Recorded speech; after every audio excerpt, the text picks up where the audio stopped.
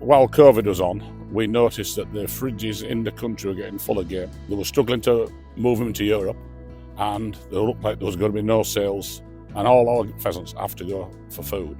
So we took the decision to go lead-free into the supermarkets, so it needs to go without lead. To be fair, over the 2 seasons we've been on it, it's become a non-issue, really. There was a lot of chat about it to start with. As soon as people, again, came with an open mind, saw that what he was doing, it's become the new normal.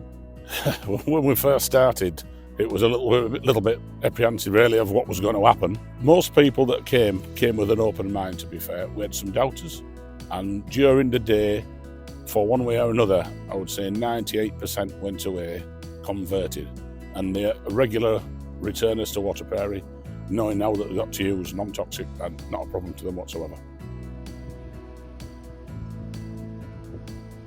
If you've got an old gun and it's full, you just use a bismuth cartridge that's got a fibreboard in it.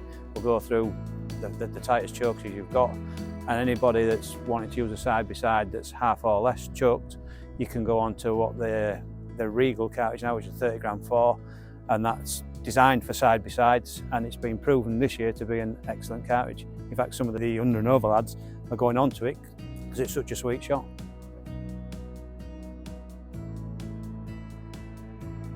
Nope, not at all. And we've had guns that will be into maybe 60, 70 days now over 2 seasons. We clean them all the time. We're still on the same guns.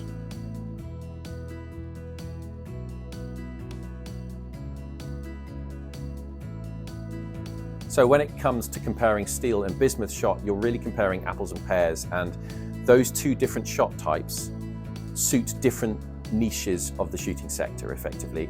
For us passionate users of vintage guns, we focus on bismuth, and there are a good range of shot sizes and shot weights in bismuth. For the cost conscious, obviously they're focusing more on steel shot because it is cheaper than bismuth.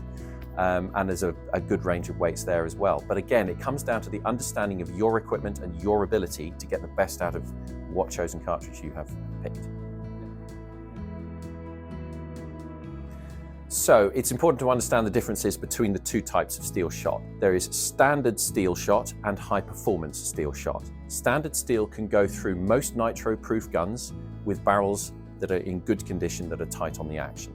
High performance steel can only go through a high performance steel proofed gun. The only way to know if your gun is high performance steel proofed is to look for the fleur-de-lis symbol on the proof marks.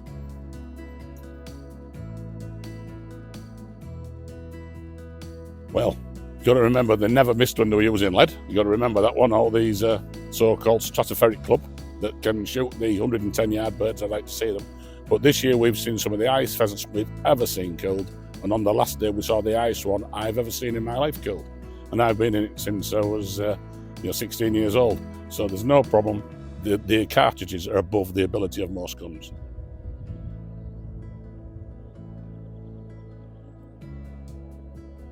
So for people considering going to non-lead cartridges, I would say it's important to experiment with a range of different loads, a range of different shot sizes, and a range of different chokes as well.